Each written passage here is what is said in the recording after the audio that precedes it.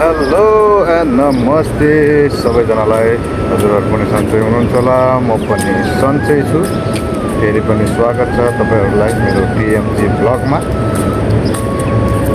अनि तपाईँहरू पनि सन्चै हुनुहुन्छ होला, म पनि सन्चै छु। आज चाहिँ मेरो ड्युटी छुट्टी हो, त्यही भएर मेरो भाइसँग टक्क लाएर जाँदैछु। हामी चाहिँ यसो बाहिरतिर हावा खानलाई। मौसम चाहिँ एकदम दामी, एकदम चिसो छ। हिजो राति झरो पानी परेको छ, चिसो एकदम। मौसम पनि एकदम कुल छ होइन। अनि कोठामा बस्दा वाक्क दिक्क लागेर चाहिँ अनि यसो भएर म चाहिँ चिसो खाउँ न त बसतिर भएर जाँदैछु। अनि भाइ तिम्रो के छ त हालखबर? अनि यस्तै छ, पुरा हाल छ र के हुन्छ र। डर त लागेन नि मनमा? के डर लाग्यो?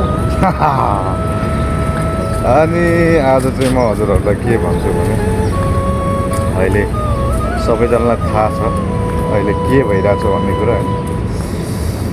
यस्तो अवस्थामा चाहिँ सबैजना अलिकति होसियार हुनु होला, अलिकति आफ्नो केयर गर्नु होला।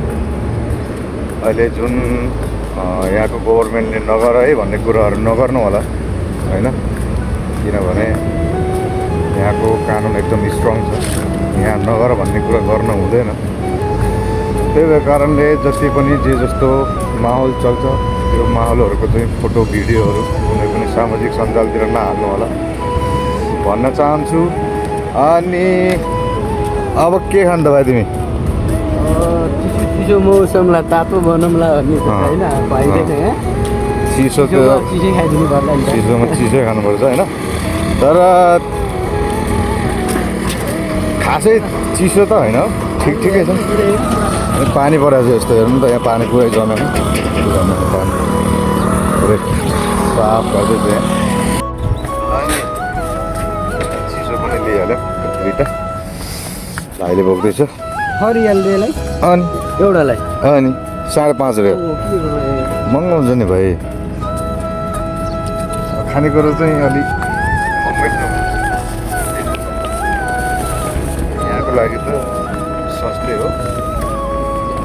आफ्नो देशको पैसा कन्भर्ट गऱ्यो भने त अब देशमा सक्दैन,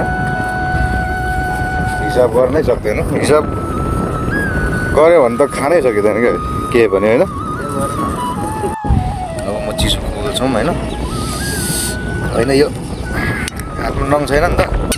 ओइ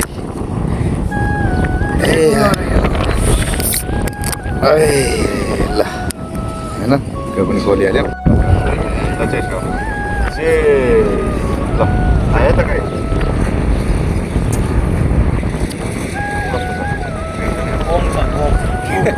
नामै बोम्छ। यो चाहिँ एनर्जी ड्रिङ्क हो कि, यो खायो भने चाहिँ एनर्जी आउँछ अरे। त्यही भएर काम नपाएर एकदम रेडबुललाई झन् कति हुन्छ? रेडबुललाई त्यस्तै होला, 11-12 रुपियाँ कति रुपियाँ महँगो छ नि त काम चाहिँ। रेडबुल कि के अरे? रेडबुल्ला भने के बोले भाइ? अब के बोले? यो चाहिँ गाई चाहिँ रेडबुल हो कि, रेडबुल्ला होइन।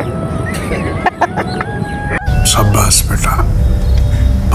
रेड के अरे? रेडबुल।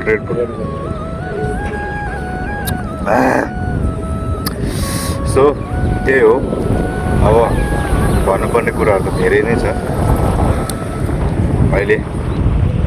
अहिलेको माहौलमा चाहिँ सबैजना अलिकति सेफ्टी रहनु होला, सेफ्टी बस्नु होला। सबै कुरा यहाँको गभर्मेन्टको नोटिस अनुसार चल्नु होला। हावादारी कुराहरूमा नलाग्नु होला, हावादारी कुराहरूमा विश्वास नगर्नु होला। सबै कुरा सेफ्टी यहाँको एकदम राम्रो छ होइन, सबैलाई सेफ्टी एकदम राम्रो छ यहाँको। हजुरहरूसँग भेट हुने नै छु। हजुरहरू नयाँ हुनुहुन्छ भने मेरो च्यानललाई सब्सक्राइब गरिदिनु होला। मेरो पुरानो च्यानल पनि बिग्रियो, अहिले नयाँ च्यानल खोलेको छु होइन, त्यो च्यानललाई सब्सक्राइब गर्न नभुल्नु होला। यस्तै अलिकति देशको बारेमा 2-4 शब्द बोल्ने मेरो मनभित्रको आशालाई हजुरहरूले अझै पनि अलिकति उत्साह दिनुहुन्छ भन्ने आशा गरेको छु। यतिन्जेलको लागि छुट्टिन्छु है त।